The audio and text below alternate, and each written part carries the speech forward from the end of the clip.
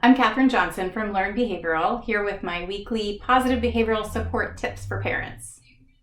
Today we're going to talk about making a shift in how we think and talk about challenging behavior with our child.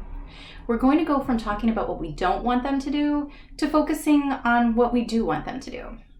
If your child's doing something you don't want to do and you tell them no or stop or don't do that, you're focusing on the negative, on the behavior you don't want to see, and you're drawing attention to the behavior you don't want to see. And you're also directing your child to be focused on the behavior you don't want to see. So sometimes this can actually reinforce the challenging behavior, but even if it's not reinforcing it, it still usually doesn't help matters in the long run. It sets up something for you to butt heads over, it can result in protests and arguments, and it just doesn't give them the right thing to do. So what can be more effective is to figure out what your child should be doing instead. And rather than saying something negative like no or don't or stop, you give them a positive instruction of what they're supposed to do, which moves them beyond what they're doing and focuses them on what they're going to do next.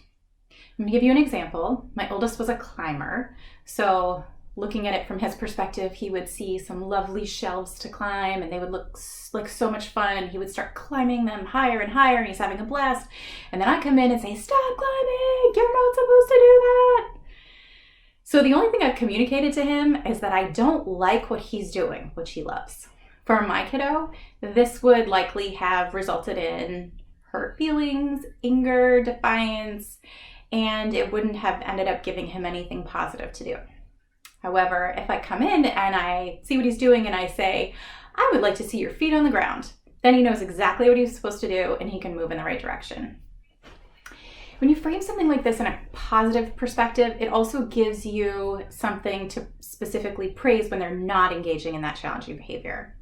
So everyone has heard the old wisdom that you need to catch them being good, but it doesn't always come naturally to praise not climbing or not doing a challenging behavior. So if we shift our thinking to telling our child to do something that's an alternative to the challenging behavior, like feet on the floor, this is helping you as their parent figure out the thing that you should specifically be praising when they're not engaging in the challenging behavior.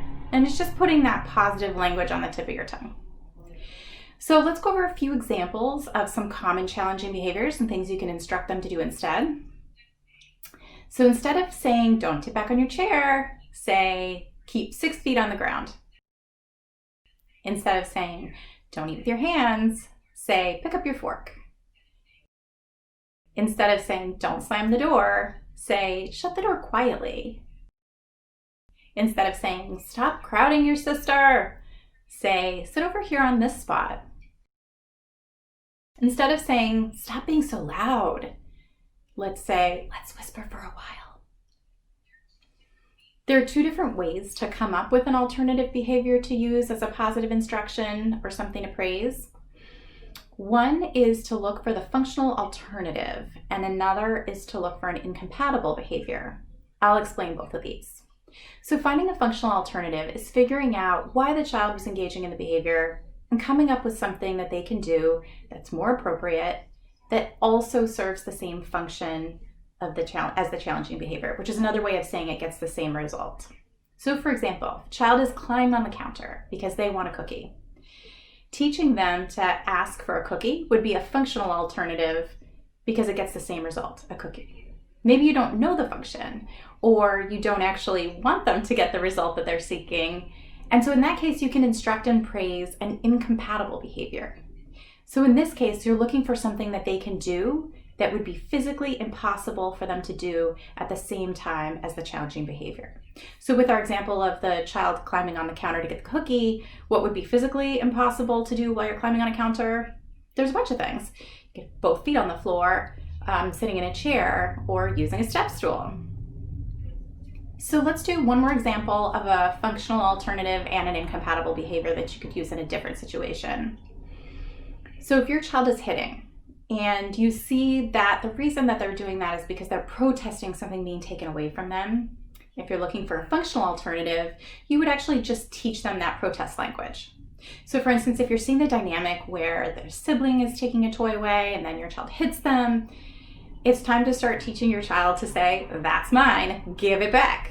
And those would be functional alternatives to that instance of hitting. If you wanted to use an incompatible behavior or something that's physically impossible to do at the same time as hitting, you could instruct them to do something with their hands. So if they're playing with toys, you might say, let's pick up this guy over here and put him over there. Can you get out the other bin of blocks for me? Or show me how far this car can go, or how fast this car can go. Using positive language and thinking about alternatives to challenging behavior is a good beginning to a more effective approach to dealing with challenging behavior. And in fact, it's for some really mild challenging behavior, redirecting your child to an alternative and praising them being good frequently might be all you need. For situations that are more difficult, you would need your BCBA to do a functional assessment and devise a comprehensive behavior plan. Regardless, using positive language and redirecting your kiddo to do something more productive or more safe instead of just telling them no, don't, or stop is a good practice, and one that I recommend all parents get in the habit of trying to do. I hope you all are doing well and staying safe, and I look forward to seeing you next week. Take care.